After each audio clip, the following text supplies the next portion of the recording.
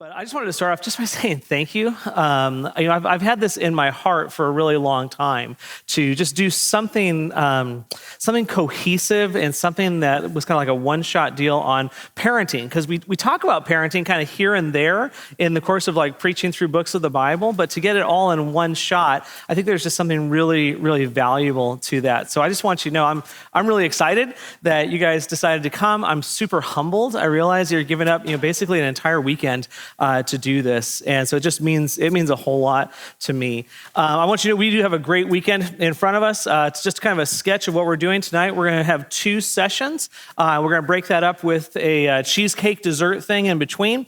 But 2 sessions, we're talking about the heart of intentional parenting. This is kind of a big picture time this evening. And then tomorrow, we're going to start everything back up at 8:30.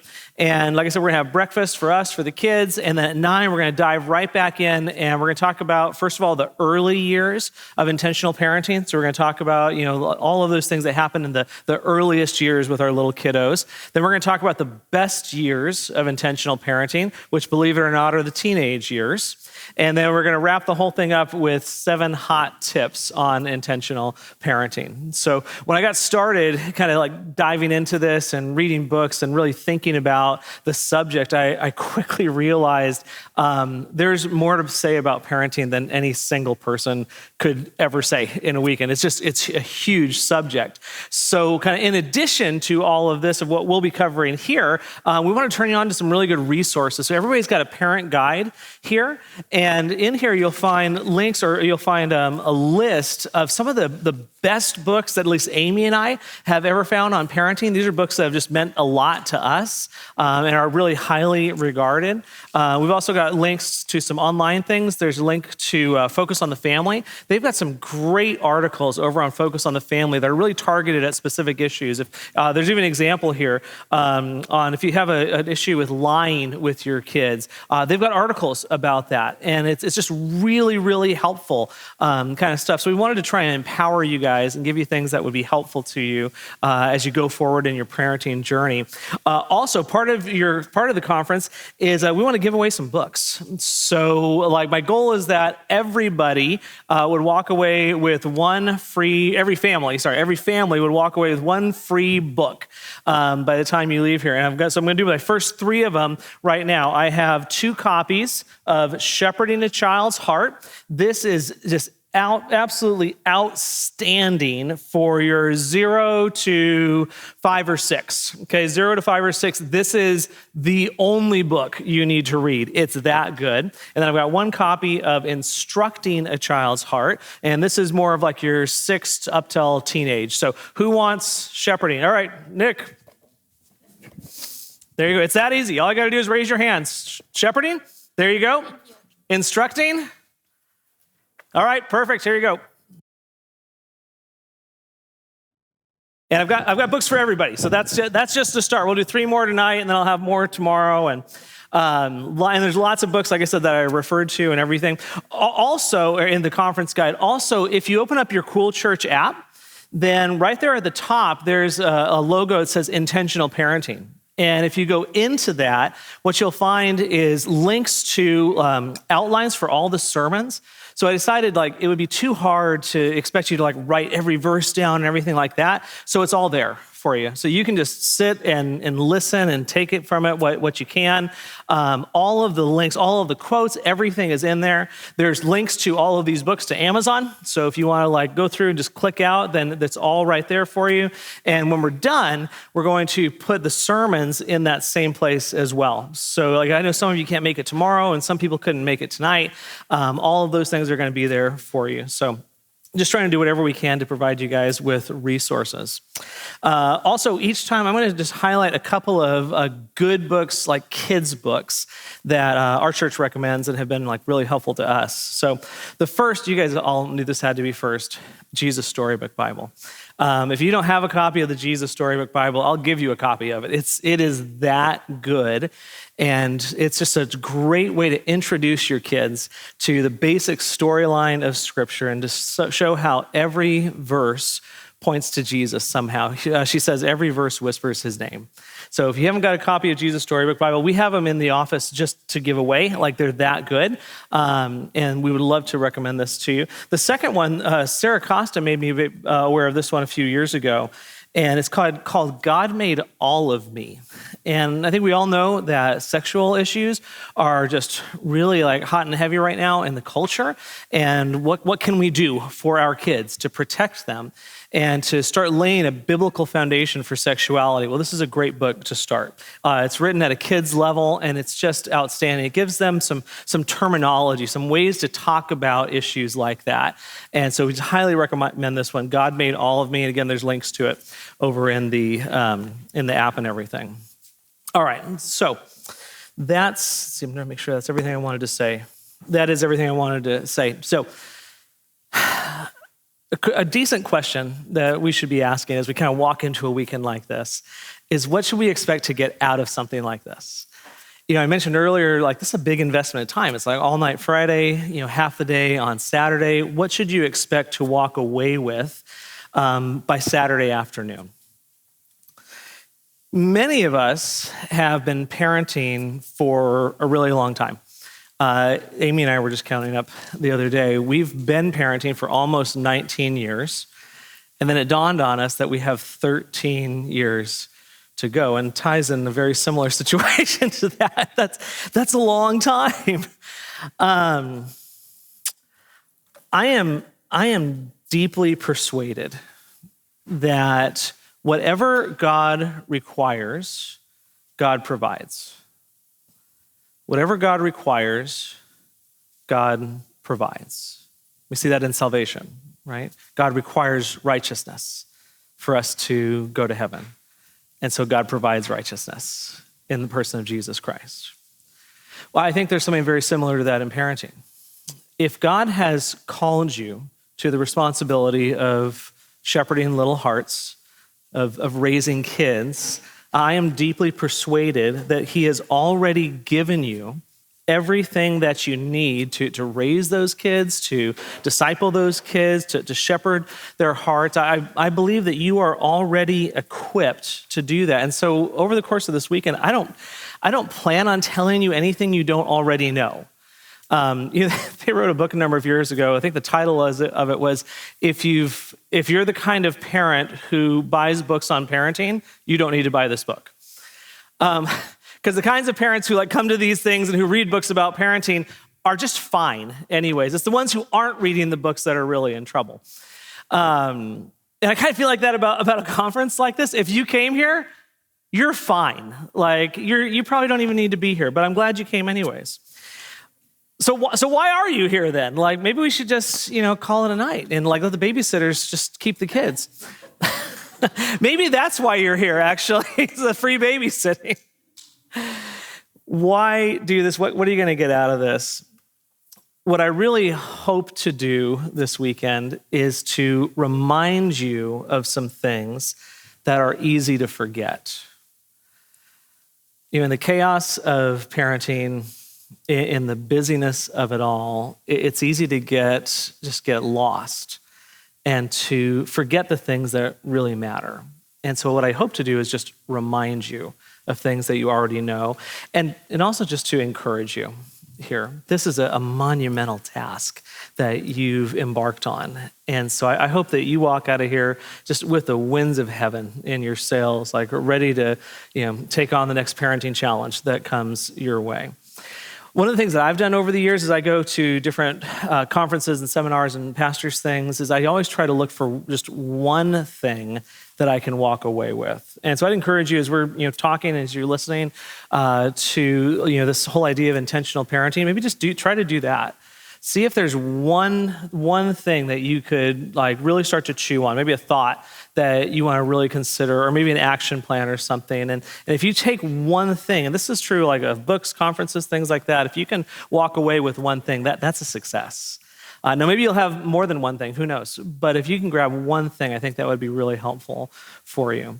Ultimately, a conference like this is really just an opportunity for us to slow down, to take a few minutes and to really think about what a gift children are, and maybe even to think a little bit about how we can take the truths that we already know, that are already deep in our hearts, and how we can use them to make the most out of the time that we have left with our kids. Because, this is so cliche, but it really does go fast. It goes so much faster than you ever would have imagined, especially when your kids are 2 or 3, you feel like this is never going to end. But once they hit 18 and 19, you wonder, like, where did the time go? And I'll give you some examples of that just from my own life here in a little bit. So that's what we're doing this weekend. With that, let's go ahead and jump into this first session, the heart of intentional parenting. I am deeply persuaded that the fate of the world turns on the faithfulness of Christian parents to the task that God has assigned to them. Deeply persuaded that the fate of the world turns on the faithfulness of Christian parents to carry out the task that God has assigned to them. Now, it doesn't feel like that when you're just changing diapers and, fixing boo-boos and disciplining and all of that, but it's true. It is true. It might be easier to see the fact that the future of your child is very, very much dependent on your faithfulness as a parent right now. The future of your child is very much dependent on your faithfulness as a parent right now. And the reason why I feel so strongly about that is that as a parent, you are your child's first experience of God. And that experience will forever set the trajectory of that child's life and his or her relationship with God. See, like God, you are a creator. Have you ever thought about this? This actually just dawned on me this week. Like God, you are a creator. You created that child, and he or she knows it. So she will understand who God is, what he is like in relation to her understanding of you and what you are like. You very much stand in God's place in that way. Your child will understand or will believe whether God is kind or mean-spirited, whether he is a pushover or whether he is a tyrant, whether he's a God of love or a God of indifference. All of those things will be determined principally by your child's interactions with you, by the experience that they have in your home with your parenting. It's a tremendous responsibility. I mean, it's almost terrifying when you think about how deep the responsibility is. And I'll just give you a negative example of that. I read a sad story the other day about a child who grew up with a faithless parent. His name was Lee. His mother was a powerful, a dominating woman who found it difficult to love anyone. She'd been married 3 times. Her second husband divorced her because she beat him up so regularly. So that's the kind of parent or person that she was. When Lee was born, it was almost as if he didn't exist. She refused to show him any affection or love. She never disciplined him. She never trained him. She wouldn't even allow him to call her at work. Other children wouldn't have anything to do with him, and so he was truly alone throughout his entire childhood. When he was 13, a psychologist commented that he probably didn't even know the meaning of the word love. Despite having a high IQ, he ultimately failed academically. He dropped out of high school before the end of his junior year. Ended up joining the Marine Corps, hoping that maybe they could teach him to be a man, but he failed there as well. He was ultimately court-martialed and thrown out. And so there he was. He was a young man, he was in his early 20s, and he was absolutely friendless. He had no idea what it meant to be a man. He had no idea what it meant to be an adult. He was small, he was scrawny, he had an adolescent squeak to his voice, no talent, no skill, no sense of personal growth, just nothing. Tried to run away from his problems. He moved to a foreign country. He was rejected there as well. While he was there, he married a girl. He brought her back to America, but she soon began to develop the same contempt for him that his mother had had as he was growing up. She bore him 2 children, but he never really enjoyed the status of a father in the home. His marriage just continued to crumble. His wife demanded more and more things that he could never provide. Instead of it being his ally in a bitter world, she became his worst and most vicious opponent. She could fight him. She learned how to bully him. On one occasion, she locked him in a bathroom as a full-grown man, locked him in his bathroom as punishment. And finally, she forced him to leave the house. He tried to make it on his own, but he was terribly lonely. After days of solitude, he went back and he begged her to take him back. Despite having hardly any money at all, he offered her $78. It was every penny that he had. And he offered it to her to spend it in any way that she wanted to. And she just mocked him for how pathetic he was and how little he could provide for the family. And so at one point that night, he just fell on his knees and he started weeping bitterly as the darkness of that private nightmare just enveloped him. And that was it. Something happened that night that changed him. We woke up the next morning and he was a different kind of man. He realized that no one wanted him. No one had ever wanted him. And so the next day, Lee went to the garage. He took down a rifle that he'd hidden there. He carried it with him to his newly acquired job at a bookstore. And from a window on the 3rd floor of that building, shortly after noon, on November 22nd, 1963, just 61 years ago, he sent 2 shells crashing into the head of the 35th President of the United States, John Fitzgerald Kennedy. You see, Lee Harvey Oswald grew up as a rejected, neglected child of a cruel and unloving and faithless mother.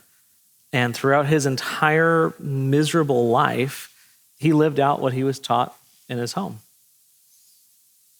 You see, the world turns on the faithfulness of parents.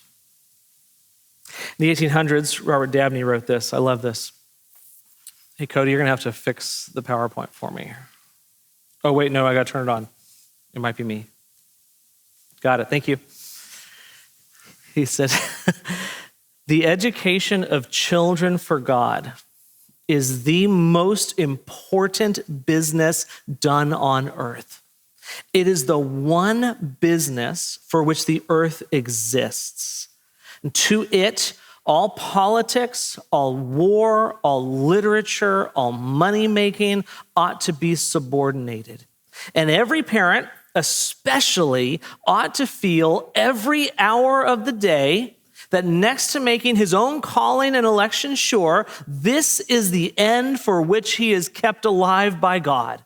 This is his task on the earth. Now, if that's true, if it's true that the education of children for God is the most important business done on the earth, then I believe it would behoove us to give special attention, to give careful consideration, to thoughtfully think about what we're trying to accomplish as parents. They say if you aim at nothing, you'll hit it every time, right? Well, that's true in the business world. That's true in your work life. And that is true in your family life as well. If you aim at nothing, you will hit it every time. And so let me ask you some questions. As parents, as a family, friend, what are you aiming at? What are you trying to accomplish through the exhilarating and excruciating task of raising children? What is your vision for your family? Have you ever stopped to think about what you want your family to look like? Very, very few people ever give real thought, real consideration to those kinds of questions. Very, very few people ever think about those kinds of things. And I get it. I get why they don't, because most of us are just trying to get through one more day. Anybody there right now or been there before? I mean, I think all of us.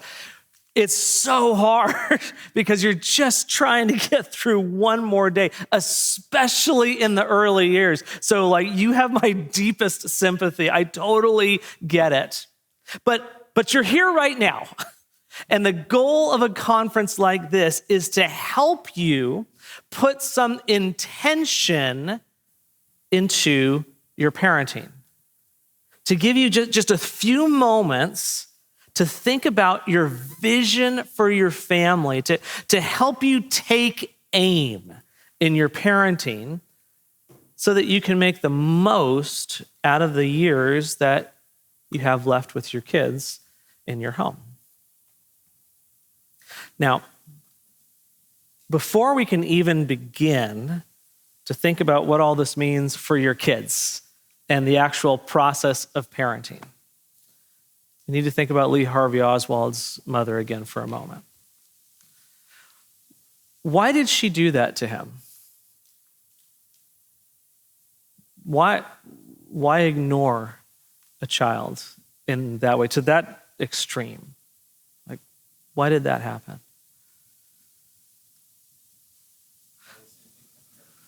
Yeah, there's probably a history of that, for sure. And you know what that history does? It shapes you. It makes you a certain kind of person. And then you naturally parent out of the kind of person that you are.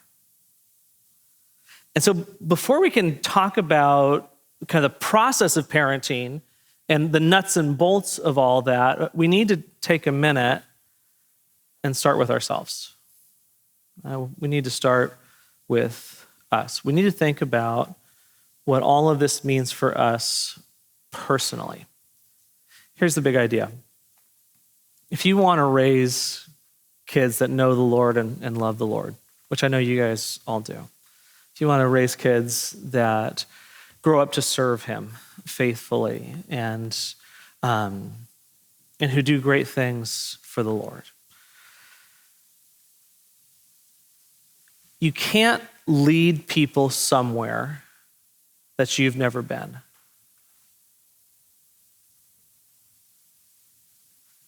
You can't lead people somewhere that you've never been.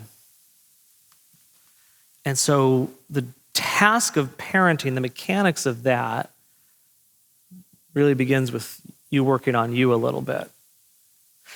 You need to become the kind of person that can be a model of Christian maturity for your children to follow after. And so it starts with us. It really does. Specifically, what I want to talk about in this first session is what intentional parenting means for you in your practice of the disciplines of grace. That's number one. In your commitment to your spouse, that's number two, and in your vision for your family. All very personal. This is really about you here before we can get to them. So let's take a look at the first of these. Let's start with you. Number one, with your practice of the disciplines of grace.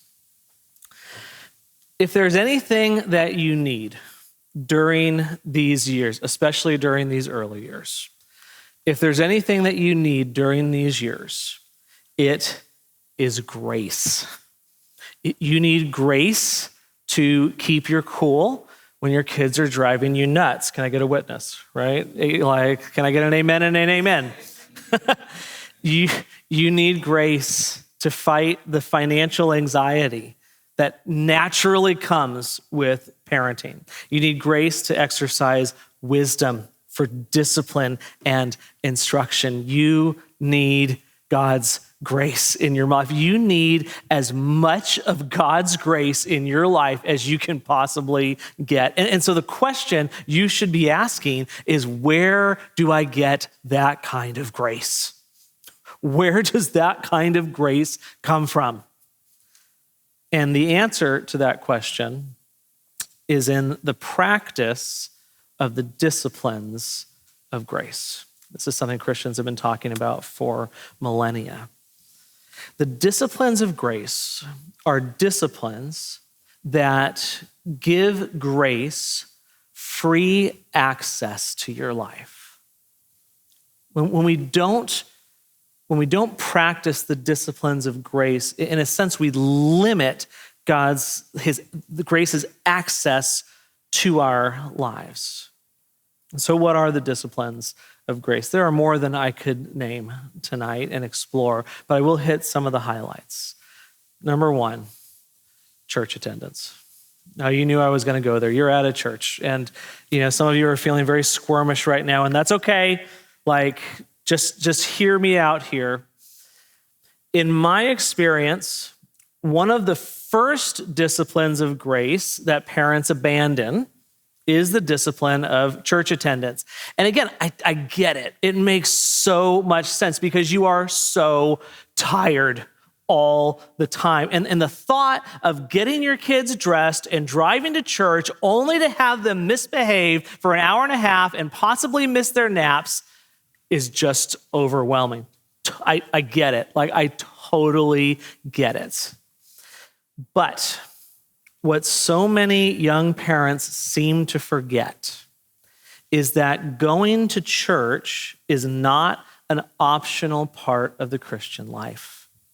Hebrews 10, 24 and 25, and let us consider how to stir up one another to love and good works, not neglecting to meet together, as is the habit of some, but encouraging one another, and all the more as you see the day drawing near. Do you think that day is drawing near? I mean, it's never been closer than it is today, right? It says all the more as you see the day drawing near. The church is one of God's chief means of dispensing grace to his people. As we gather, as we sing, as God feeds us from the word, he is distributing grace to us, and we neglect that grace at our peril. Now, during the early years in particular, I'm very focused on the early years tonight. During the early years in particular, we need to remember that grace comes by faith. It is the faith to believe that somehow, even though I've been called out of church 3 times because she just won't stop crying, somehow God is going to use this to bring grace into my life. It's the grace to believe, the faith to believe that even though I'm tired and I'm not sure that I was awake for even 3/4 of the sermon, and I see you and it's okay. Like, you probably just needed a nap. But even though I slept through at least 3/4 of that sermon, it's the faith to believe that somehow by faith, God is going to use this to bring grace into my life. Not only do you need the grace of church attendance in your life, but your kids, even your very little kids, they need that grace in their lives as well. Young parents, hear this. When you don't attend church, you are teaching your children that church is not important. They learn far more from your actions than they do from your words. When you don't attend regularly, you are teaching them, you are actively teaching them that the church is not important. Here's what's so horrible about that. Once a child gets that lesson down, which doesn't take all that long, it is a terrifically difficult lesson to unteach. As hard and as miserable as it can be to get your kids to church, especially when they're young, it is so much harder to do that later in life when they are not accustomed to the habit. I have a dear friend of mine, and he walked away from the Lord for a long time when his kids were young, came back to the Lord a little bit later in life when his kids were, probably like 7th, 8th grade. And it was absolutely pulling teeth every single Sunday to try to get them to come to church because they'd learned it wasn't important. Here's the other thing.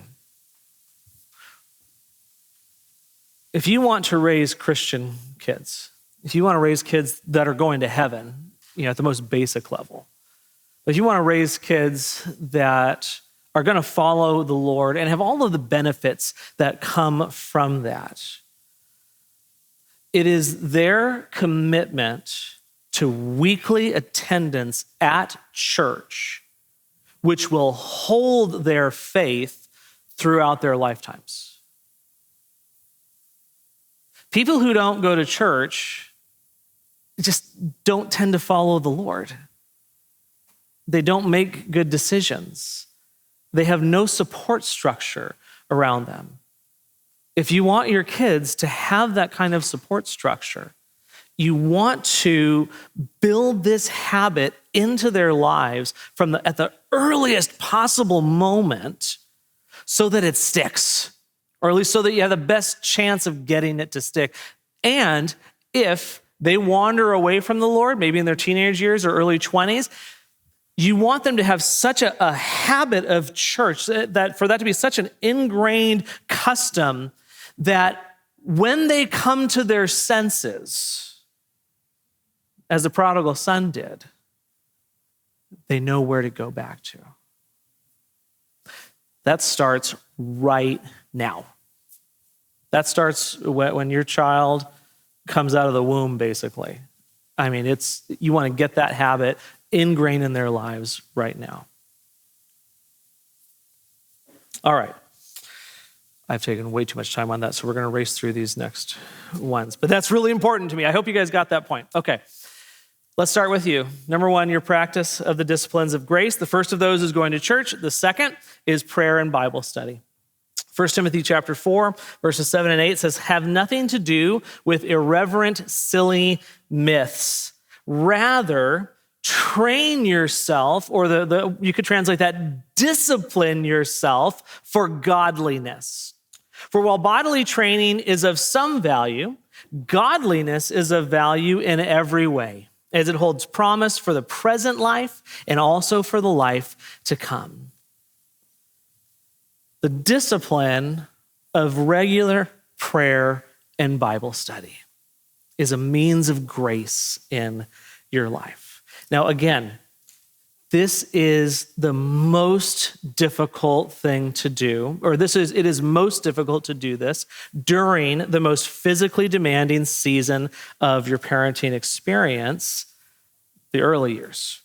This is really, really hard. What do you do when you haven't had a shower in 3 days and your 2-year-old just stuffed Cocoa Puffs up her nose, and your 1-year-old just had a blowout diaper, and the dog just barfed all over your new rug, and you can't remember the last time you had sex with your husband? What are you supposed to do then? I think the answer is you do what you can. Do what you can, and by faith, know that it will not always be this way. I remember when Luke was 2 years old. So if Luke was 2, that'd mean Micah was 6. So we had been doing diapers for 6 years, and the potty training, we've been doing all of it for 6 years. And Amy's mom came up to visit us one time, and we were wrestling with the kids again, and it was a miserable experience. And she said, "Hey, I just want you to know, it's gonna get better." And I said, "That's a lie. It's not true. It's been awful for 6 years. I don't believe any of it." And then a year later, Luke was 3, and it was a little better. Okay? And then a year later, he turned 4, and it was appreciably better. And it did get better. Okay. But man, I just so remember, right there in the middle of it, it was so hard. And when it's like that, in those just absolutely physically exhausting years, do what you can. Try to listen to the Bible on audio while you're changing a diaper. Try to pray while you're driving to the next doctor's appointment. I don't know. Do what you can and just believe by faith it will not always be like this. All right. Intentional parenting starts with you. It begins with your practice of the disciplines of grace. It continues in your commitment to your spouse.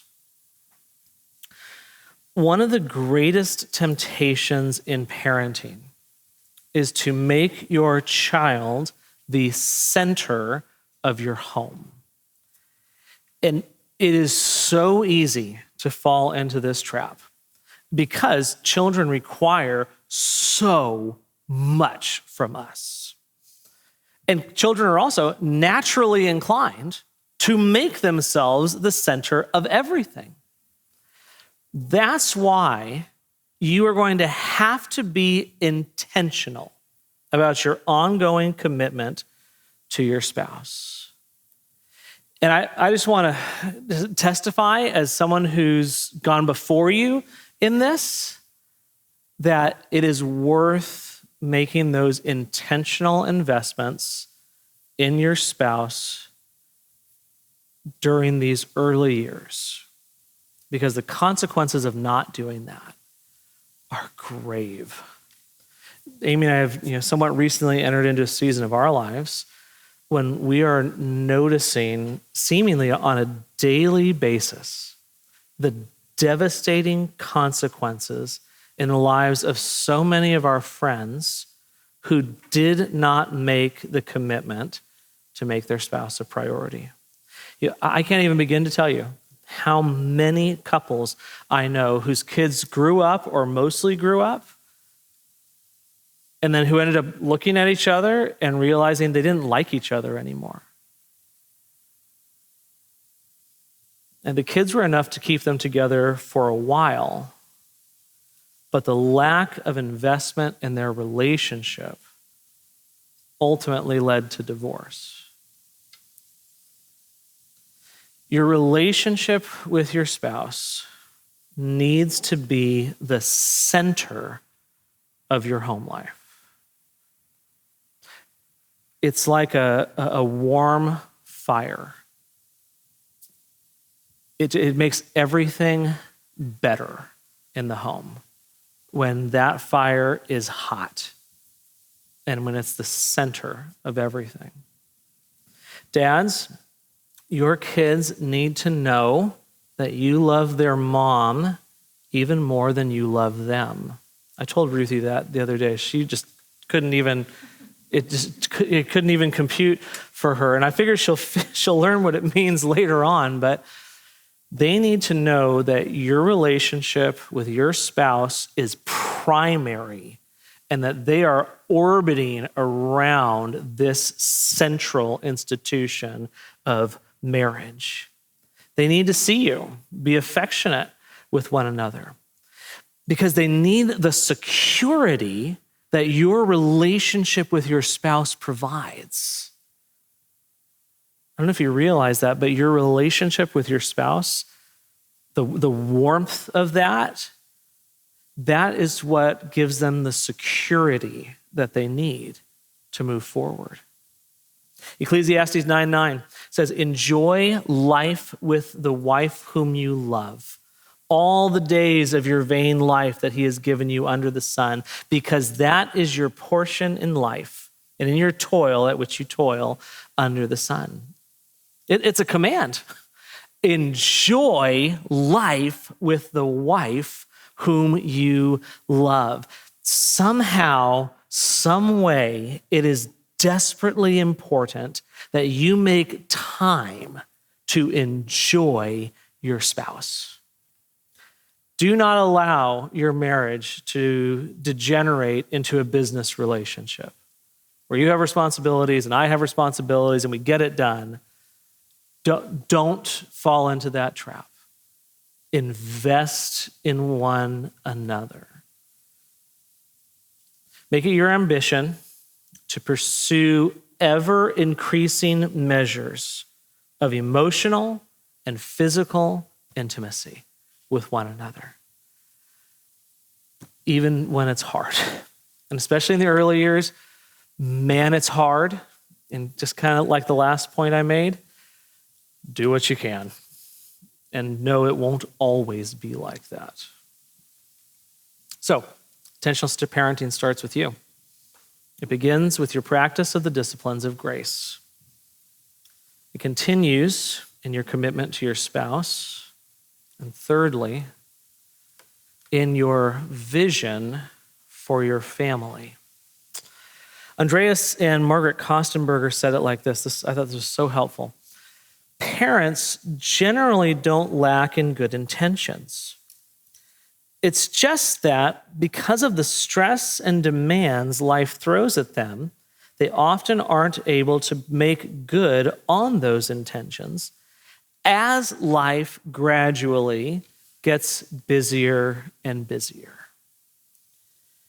Now, this really is the heart of what I want to communicate this evening.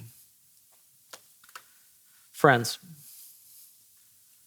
good Christian families don't just happen. Good Christian families don't just happen. Good Christian families need to be cultivated. They require thought, energy, effort, and most importantly, time. Have you ever taken the time? And it does require time. Have you ever taken the time to think about and decide what kind of family you're going to be? From the simplest types of decisions, like are we going to be the kind of family that opens presents on Christmas Eve or on Christmas Day, to the most important decisions that you could make. Are we the kind of family that is going to read the Bible and pray together regularly? So much of the fun of parenting is the ability to make those decisions because it's your family. You have the freedom to choose what traditions you want to have. You have the freedom to choose what kind of family you're going to be. But again, like so many families just never take the time to think about it, to talk about it, to plan. I took Micah, Cody, and Luke on a mission trip this summer. We went to Oaxaca, Mexico. That didn't just happen. I started thinking about that 10 years ago and praying about that and hoping that someday I could take them on a trip like that. Because I know how much those trips meant to me when I was in high school. And I wanted to give them that experience there. Have you ever taken the time? Have you made the conscious decision to give attention to your family? The most valuable asset that you have, and boy, does our world know this right now, the most valuable asset that you have is your attention. The world is fighting for it every moment of every day. There's 10,000 things that you could give your attention to. The question tonight is, will you give your attention to your family? To establishing a vision for your family, and then to executing that vision for your family. You see, more than anything, parenting is presence. More than anything, parenting is presence. It is your ongoing, intentional presence in the life of your family. Psalm 33:18 says, "Behold, the eye of the Lord is on those who fear him." I love that. His attention is on those who fear him. Psalm 32:8 says, "I will instruct you and teach you in the way you should go. I will counsel you with my eye upon you." Is your eye upon your family? Friends, don't allow yourselves to be so distracted by the urgent that you miss the things that really matter. Remember that a busy life is not necessarily a happy life. A busy life is not necessarily a happy life. So give thought to the kind of family you want to be and guard your time with your family jealously.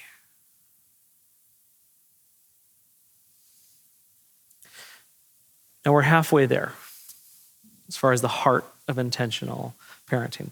It's 6:30, so I'm going to give us a short break here to enjoy some cheesecake, and there's brownies, and there's more coffee in the back and things like that. And then we're going to jump back in to part 2. And in part 2, we're going to consider a road map for the next 27 plus years of your parenting journey. So got a lot to look forward to. Let me pray for us really quickly, and then we'll jump back into the cake. Father, thank you for the chance to think about these things. Lord, there's so much on our hearts right now. And God, we so much want our kids to know and love you. And so God, I pray that you would start doing that work in our own lives first, and that it would spill over into the lives of these precious little ones that you've entrusted to us. Pray that you just continue to bless our evening as we continue to think about what you've called us to in this job of intentional parenting. For we ask it all in Christ's name. Amen.